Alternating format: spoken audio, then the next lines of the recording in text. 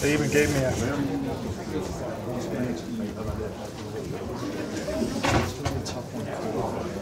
Is that not the coolest thing? It's pretty awesome. Is it 10:30? 10:29. Y'all need another minute? Or so.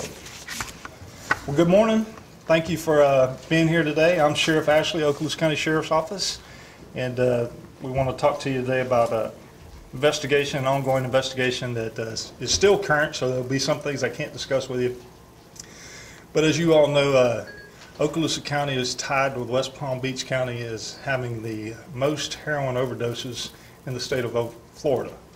And our folks, law enforcement, state attorney's office, partnered with the DEA, our HIDA group, the Fort Walton Beach Police Department, Crestview Police Department, our organized crime task force, and we said we want to do something about it. We want to put an end to these folks selling poison in our communities. And I'm here to tell you that they hit a big hit. A matter of fact, that for 2018, since February, our overdoses of heroin have dropped dramatically, and it's because of this single effort put a great big dent in it. So let me start with some talking points. The operation is Operation PayDirt. There's a reason it's called that. One of the culprits in this organization's name or street name was Dirt, so we decided we'd play off of that. It was targeting trafficking, sale, and distribution of heroin, fentanyl, cocaine, MDA, otherwise known as Molly, and other poisons in the Okaloosa County.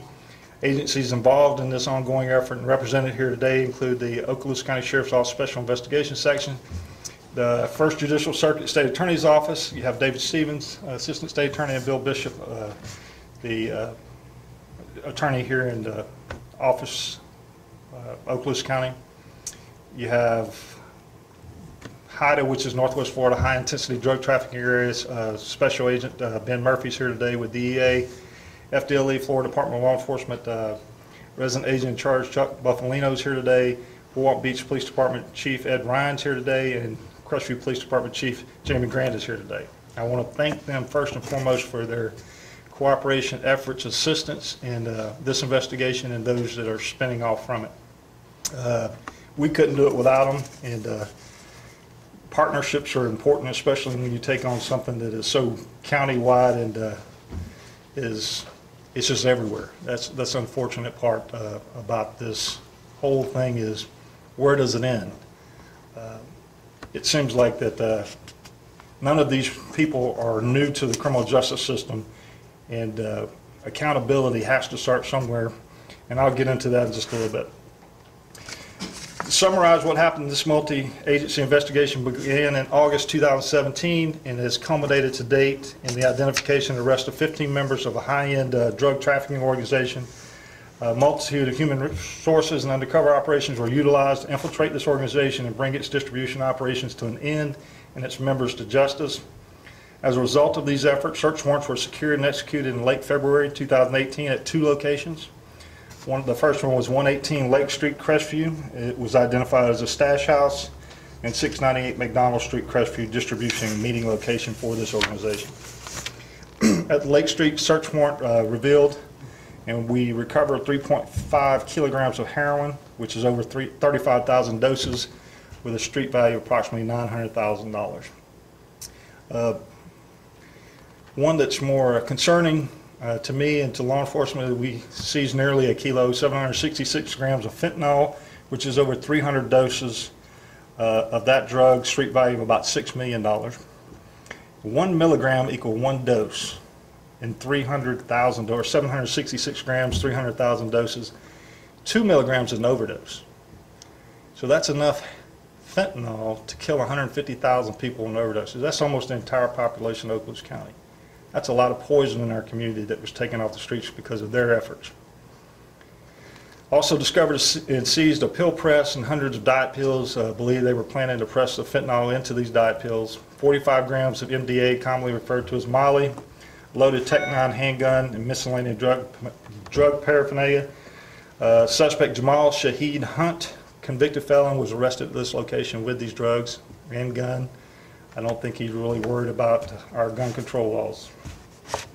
McDonald Street search warrant revealed 1 kilogram of cocaine, street value 100,000, multiple ounces of heroin, street value 10 to 20,000, 2 loaded handguns, marijuana, miscellaneous paraphernalia. The drug organization ringleader, Kevin Powell, also a convicted felon, was arrested at this location. Aaron Johnson, convicted felon, arrested in Escambia County on these charges related to our investigation, found to be in possession of 14 grams of fentanyl, stolen firearm, 112 tabs of Annex, 86 grams of MDA. Gil McGee Jr. was arrested in our county for charges related to this investigation, found to be in possession of 11 grams of heroin, 7 grams of oxycodone, small amounts of cocaine, marijuana, and paraphernalia. There's some,